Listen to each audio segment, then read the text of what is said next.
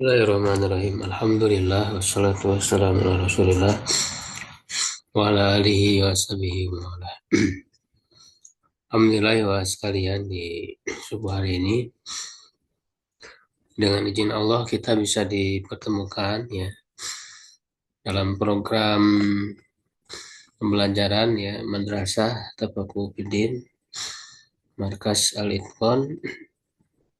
Insyaallah di kesempatan kali ini ya melanjutkan kajian kitab Tafsir Jalalain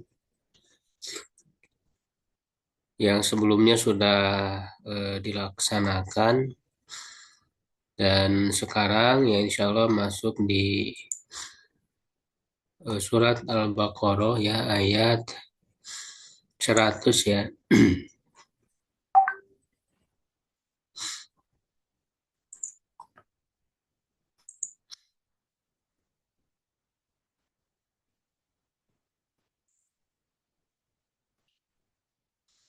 Ayat 100.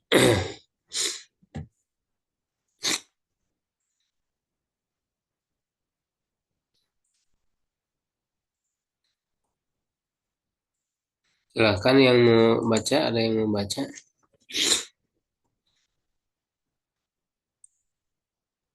Belum muncul Ustaz. Sini masih berputar. Sudah muncul? Ustaz. Ya, Oh pada ini udah. Imlail.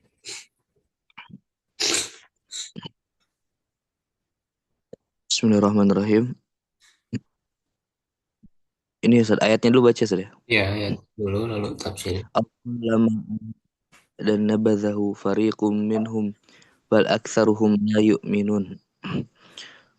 Au kullama ahadu Allahu Allah jadi ahdan, apa dibaca Allah? jadi fa'il Ustaz.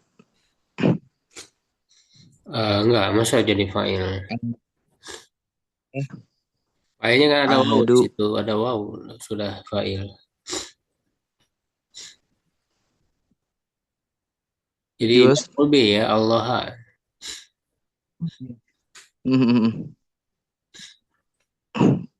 Ahdannya Ustaz. Ya, ya ada. Oh iya ini ahdan alal imani bin nabiyyi in uh, kharaja Hmm. awin in kharaja awin nabiyyu aw la yu'awanu alaihi al-musyrikin nabadahu torhahu ini torhahu Ustaz. Toroha. Torhahu fariqum minhum binaqdihi jawabi kullama wa huwa Eh, jawab, mahalul. jawabu berarti ya. Oh iya jawabu ya, binaqdihi jawabu kullama wa huwa mahalul istifhamil inkari bal lil intiqali aktsaruhum la yu'minun. Ya. Ya, jadi ini ayat yang ke 100 ya. A'udzubillahi minasyaitonirrajim. Awakullama ahadu. Ya, apakah di sini pertanyaan ya.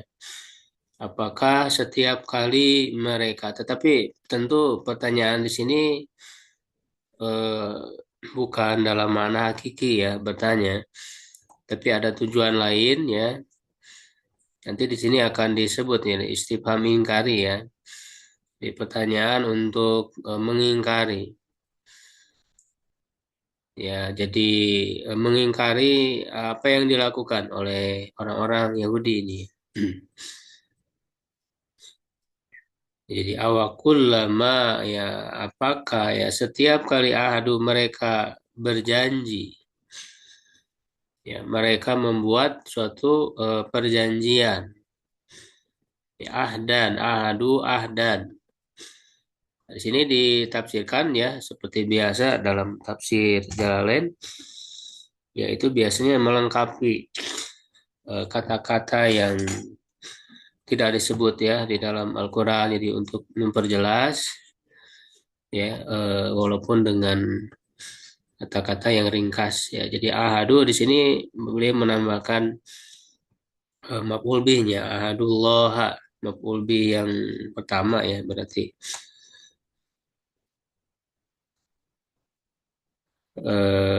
apa namanya ya maf'ul bih ya. Kalau ahdannya bukan maf'ul bih sebetulnya. Ya, kalau ahdannya itu maf'ul mutlak karena dia masdar kan, masdar dari ahadu ya. Jadi mereka berbuat perjanjian dengan Allah ya ahdan ya dengan suatu perjanjian. Berarti kan kalau dengan suatu ya perjanjian ya, berarti menunjukkan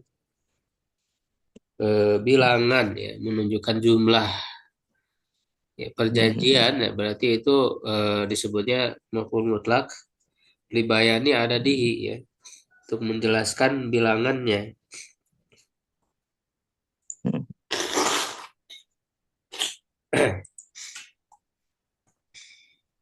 Nah, alal imani, nah perjanjiannya ini dalam hal apa? Ya, perjanjian untuk apa? Yaitu untuk beriman. Untuk beriman bin Nabi kepada Nabi in horoja ya jika dia keluar. Jadi iman kepada Nabi apabila keluar ya maksudnya Nabi akhir zaman ya karena memang apa namanya di kitab Taurat ya kitab-kitab sebelumnya itu sudah diberitahukan ya akan munculnya Nabi terakhir ya akhir zaman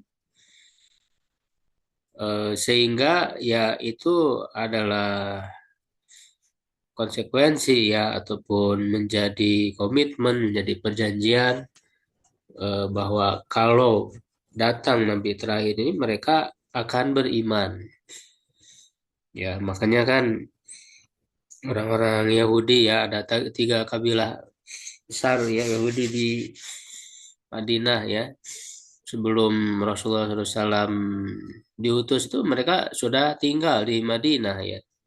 Tujuannya adalah untuk menyambut sebetulnya kedatangan Nabi yang terakhir. Ya, tetapi ternyata ketika Nabi terakhir itu diutus oleh Allah Subhanahu wa taala ya dari kalangan orang Arab ya keturunan Nabi Ismail ya alaihissalam ya ternyata mereka menolak. Ya, kenapa mereka menolak ya hasadam min indi anfusihim ya sebagai bentuk hasad ya dengki dari diri mereka ya karena ternyata diutus bukan dari kalangan mereka ya tapi dari kalangan bangsa Arab ya jadi eh, apa namanya sebetulnya ini hanya salah satunya saja ya di antara ya perjanjiannya saja ya karena kan di sini disebut awakullama setiap kali. Jadi setiap kali apa namanya melakukan perjanjian ya alal imani bin nabi in horoja awin nabi ya alla yu'awinu alaihi ya al musyrikin ya au an nabiya berarti ya awalnya di sini atop ke Allah yang sebelumnya berarti jadi awin nabi atau berjanji kepada nabi ya kan jadi berjanji kepada nabi alla yu'awinu alaihi musyrikin agar mereka ya tidak membantu orang-orang musyrik ya untuk melawan para nabi itu ya nah tetapi semua perjanjian ini kan dilanggar ya oleh mereka jadi ini merupakan watak ya orang-orang Yahudi karena ini kan masih menceritakan tentang orang-orang Yahudi ya ya cukup panjang pembahasannya di surat Al-Baqarah itu ya jadi mereka melanggar ya setiap perjanjian nah di sini kemudian Allah menyebutkan dengan bahasa nabadahu Ya, nabaza itu artinya melemparkan, ya, melemparkannya. Torohahu. Jadi makna nabazahu itu torohahu. Toroha ya torohu, ya, artinya melemparkannya. Ya, melemparkannya. Fariqum minhum, sekelompok dari mereka. Ya, sekelompok dari mereka. Ya, sekelompok dari orang-orang Yahudi binakdihi dengan melanggarnya, ya, dengan eh, mengkhianati ya perjanjian tersebut, ya. Jadi di sini disebutkan dengan bahasa ya melempar, melemparkan, ya. Ini kan ya ada semacam apa majas, ya. Istiaroh, ya. Jadi meminjam ya kata melempar, ya. Jadi eh, apa namanya ya melempar ya atau melepaskan, ya, karena orang yang melakukan perjanjian itu ya artinya dia ibarat memegang ya dengan tangannya itu, ya, dipegang dengan tangan dengan kuat, ya, ketika orang melakukan perjanjian, ya, lalu ketika perjanjian itu dilanggar, ya ibarat sesuatu yang dipegang itu dilemparkan, ya. Gitu. Jadi nabaza di sini adalah bahasa kiasan, ya, majas ya atau istiaroh dari kata, ya, berarti nakodo, jadi melanggar, ya, atau akhlafa, ya, melanggarnya, melanggar perjanjian.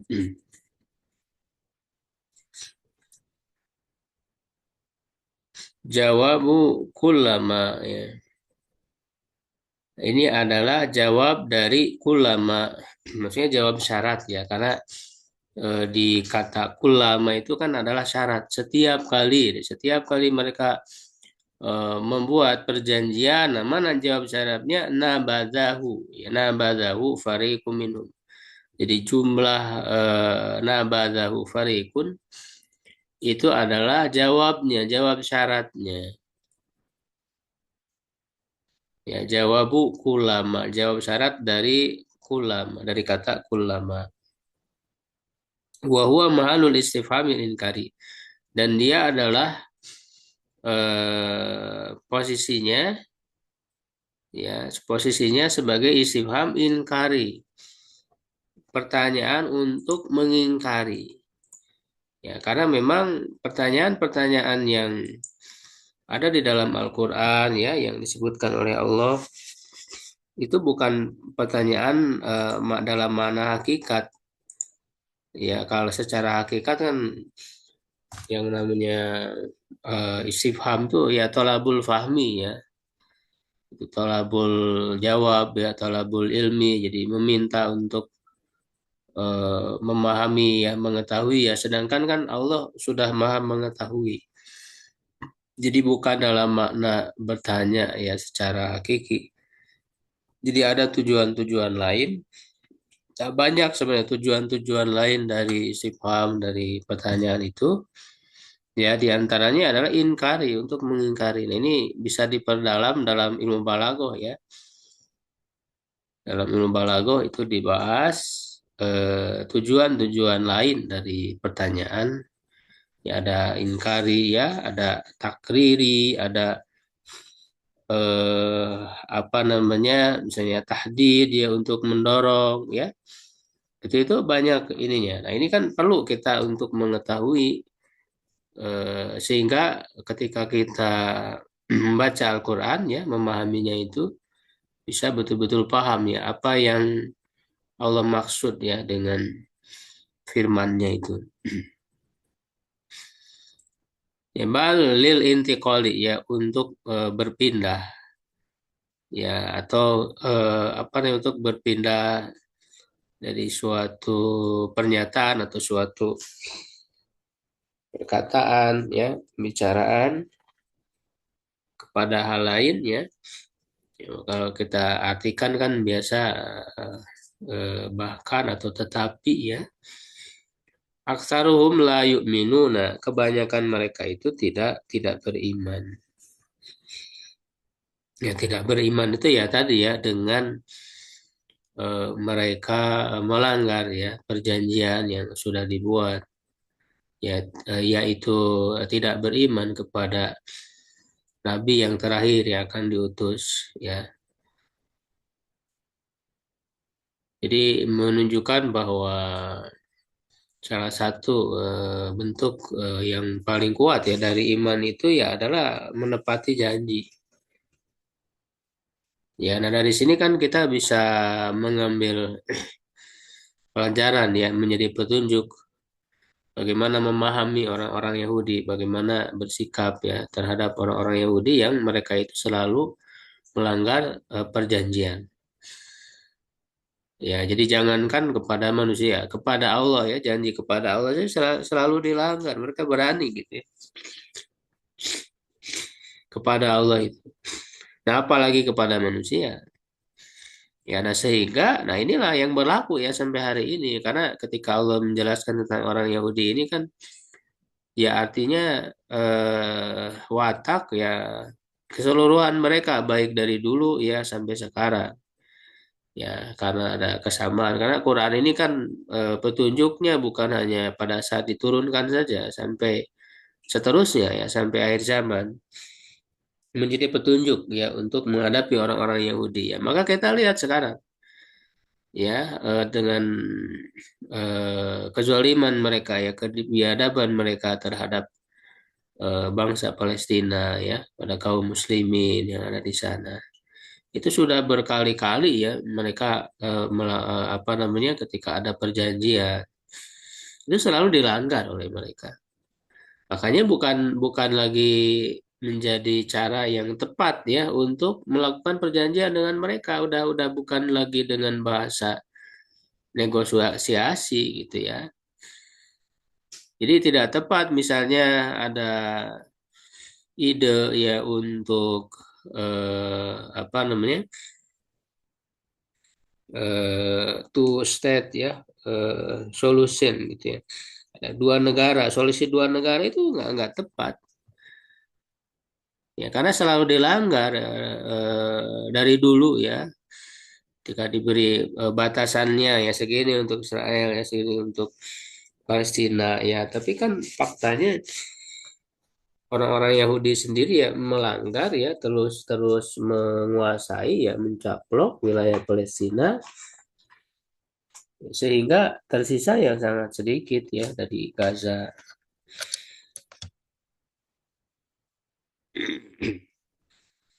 Gitu ya dan sebetulnya orang-orang Yahudi sendiri menolak ya solusi dua negara itu.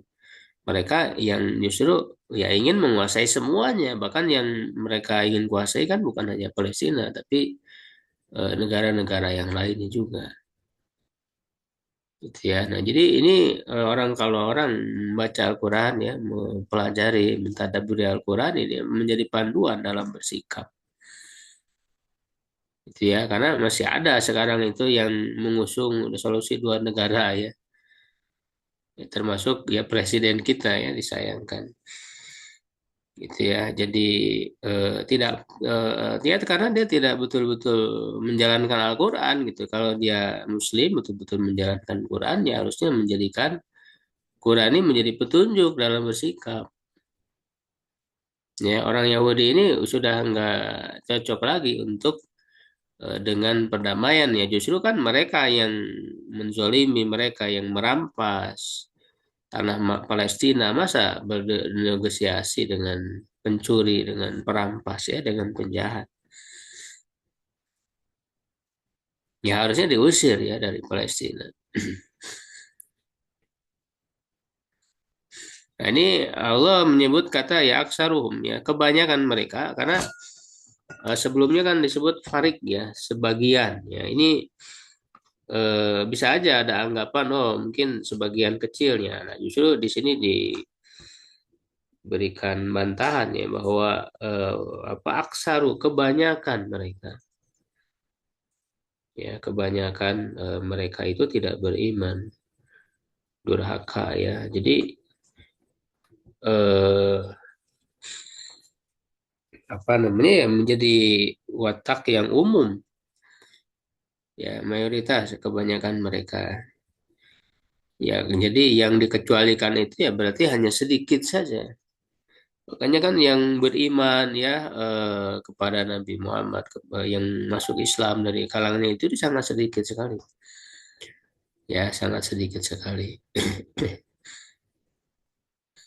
Atau misalnya yang tidak setuju ya dengan ide-ide ya kezaliman ya orang-orang Yahudi ya Zionis. Itu dari kalangan Yahudi sendiri ya ada cuman sedikit gitu ya, sangat sedikit. Ya, berikutnya kita lanjut ayat 101.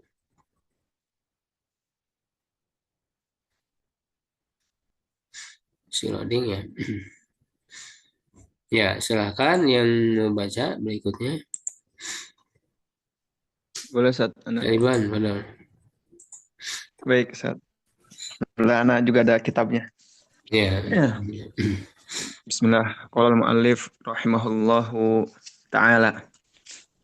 100 berapa Ustaz? 100 ya? 101. Nah,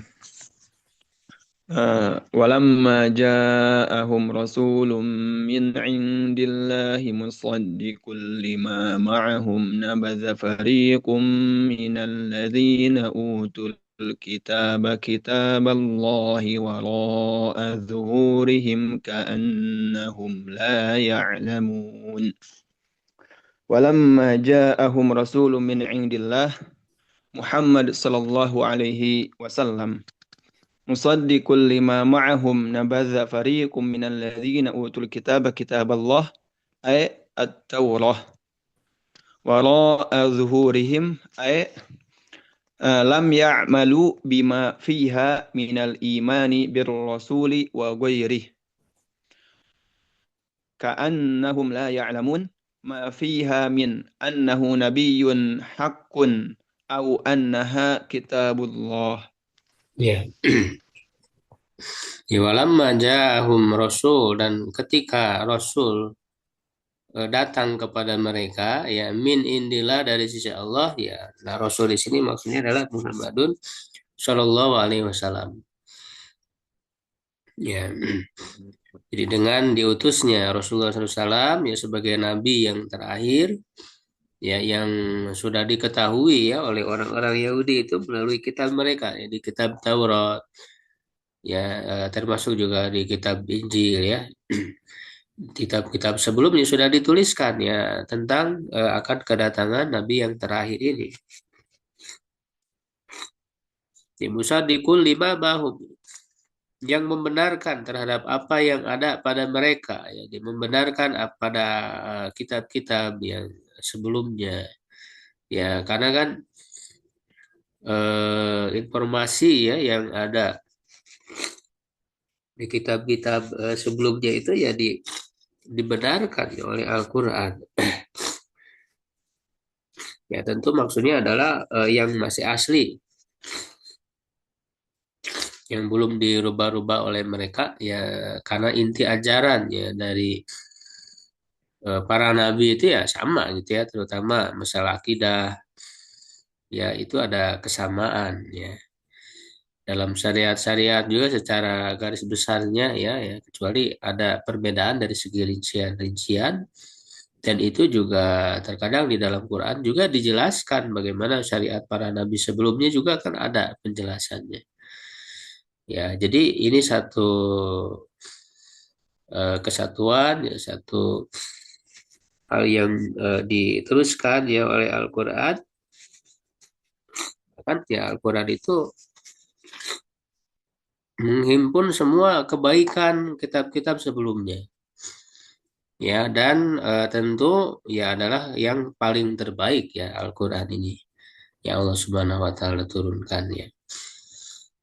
Nah, jadi ketika datang Rasulullah SAW, Nabi Muhammad SAW ya, nah, yang mereka lakukan adalah ya sama di sini dengan bahasa nabadha fariqum minal ladzina utul kitaba kitaballahi. Ya, sekelompok dari para ahlu kitab itu, ya, ya khususnya orang-orang Yahudi, ya mereka melemparkan. Ini juga dengan bahasa ya melemparkan. Jadi kalau orang melemparkannya itu betul-betul meninggalkannya ya dengan sengaja, dengan bahkan apa namanya dengan sikap yang keras, yang betul-betul ingin menjauhkan ya. Kalau dilempar itu kan ya artinya dengan tenaga kan, ya dengan tenaga agar betul-betul jauh gitu ya, betul-betul jauh ditinggalkan. Yang mereka lemparkan ya adalah kitab Allah. Ya, maksudnya kan ya meninggalkan, melanggar isinya, ya tidak menjalankan isinya. Ya ayat Taurat ya, karena tadi ya di dalam Taurat sudah jelas tertulis ya diinformasikan. Jadi kalau orang-orang Yahudi itu mengikuti Taurat ya harusnya mereka beriman kepada Nabi Muhammad SAW. Ya, jadi mereka mengklaim saja kan bahwa mereka itu mengikuti kitab suci mereka gitu ya. Padahal jelas-jelas mereka melanggar. Ya, ini kan dengan bahasa melempar waro'a zuhurihim ke belakang punggung mereka. Ya, ke belakang ya, ya di belakang itu ya ada punggung ya. Punggung itu kan posisinya di belakang. Jadi eh waro'a zuhurihim disebut punggung itu ya untuk menguatkan sebetulnya ya. Ya, karena kan posisi punggung itu di belakang ya, walaupun dengan bahasa waro'ahum ke belakang mereka itu juga bisa ya. Dan bukan maknanya eh, apa namanya di belakang punggung. Kalau di belakang punggung kan jadi di depan harusnya gitu ya. Ya, punggung belakangnya punggung itu kan depan. Bukan seperti itu kan maksudnya ya. Jadi disebut belakang punggung itu ya untuk menegaskan ya, untuk menguatkan makna belakang itu. Di mana di belakang itu ada punggung. Ini juga sama bahasa kiasan ya. Bahasa kiasan atau eh, apa namanya kinayah ya. Kinayah. Jadi melemparkan kitab ke belakang punggung. Ya, kinayah itu kan eh, apa namanya antut likol labdo ya waturi ala apa goiro lazimi ma'nahu ya. Jadi engkau menyebutkan suatu lafaz yang tapi engkau memaksudkan bukan makna yang lazimnya atau apa nah bukan makna yang sebenarnya ya. Jadi bahasa kalau kalau kita itu ya ungkapan ya suatu ungkapan. Ini dibahas dalam ilmu balaghah ya tentang masalah kinayah. Jadi melempar ke belakang ya maksudnya adalah tidak mengamalkan ayalam ya'malu bima fiha. Tidak mengamalkan ya apa yang ada di dalamnya minal imani bi rasuli ya dari iman kepada Rasul wa ghairihi dan yang lainnya.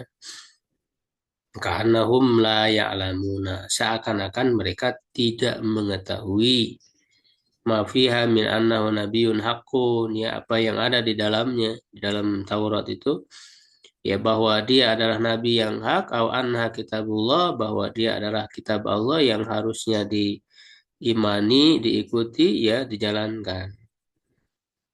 Ya padahal mereka mengetahui gitu, mengetahui makanya orang yang mengetahui tapi tidak mengamalkan ya pengetahuannya, ilmunya ya dia seakan-akan tidak mengetahui gitu ya. Ya karena konsekuensi dari ilmu itu ya adalah pengamalan. Ya, ilmu itu bukan hanya sebatas untuk diketahui, ya, tetapi menuntut. untuk pengamalan ya. Makanya yang disebut ahli ilmu ya di dalam Islam, al ulama gitu ya, ya adalah bukan hanya sebatas mengetahui saja ya, tetapi mengamalkan. Ya, sehingga kan Allah sebutkan ya innama yakhsyallaha min ibadihil ulama. Ya, hanyalah yang takut kepada Allah itu adalah para ulama. Jadi ulama itu yang takut kepada Allah. Ya artinya ilmunya itu diamalkan, berusaha ya sungguh-sungguh. Ya untuk diamalkan takut kepada Allah dari melanggar gitu ya. Nah, jadi orang-orang Yahudi itu tahu ya tentang kebenaran tentang eh, Nabi Muhammad SAW ya. Nah, makanya mereka disebut magdub ya, magdubi alaihim karena makna magdub itu bagaimana dijelaskan ya dalam para ulama ya di antara dalam tafsir Ibnu Katsir. Jadi mereka mengetahui ilmunya tapi tidak mengamalkan itu magdub. Nah, sedangkan dolin adalah yang rajin beramal, semangat beramal tapi tidak pakai ilmu. Makanya dicontohkan adalah orang-orang Kristen, orang-orang Nasrani. Ya, jadi hidayah petunjuk itu di mana kita selalu memohonnya ya ihdinas siratal mustaqim. Ya, itu adalah dengan memiliki dua hal itu, ilmu dan amal. Dua-duanya harus lengkap. Tidak bisa salah satunya. Jadi ilmu dan amal itu adalah hidayah. Ya. Jalan yang lurus itu adalah itu. Makanya hidayah ada dua, ada hidayah irsyad ya. Nah, hidayah irsyad itu ya berupa ilmu. Hidayah dilalah kita belajar seperti ini adalah untuk mencari hidayah irsyad, ilmu atau hidayah dilalah. Yang kedua hidayah taufik. Nah, hidayah taufik itu ya adalah untuk bisa mengamalkan. Gitu ya.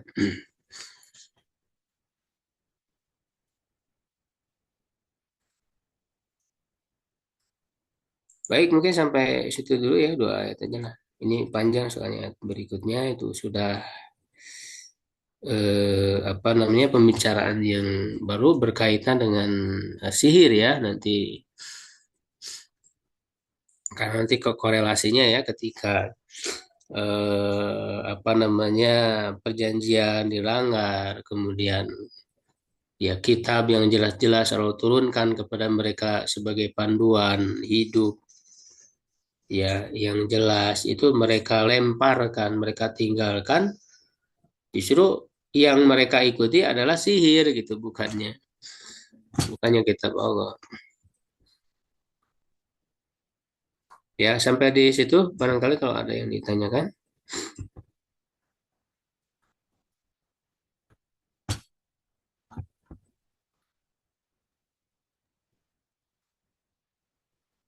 Ya, tidak ada ya, insya Allah mudah-mudahan apa namanya menambah ya kepahaman kita dan kedekatan kita ya dengan Al-Quran ya, menjadikannya sebagai petunjuk. Wallahu a'lam bishawab. Qul qouli hadza astaghfirullah li wa lakum. Assalamualaikum warahmatullahi wabarakatuh. Waalaikumsalam. Jazakumullah khairan. Assalamualaikum warahmatullahi wabarakatuh. Syukran Ustaz. Jazakallah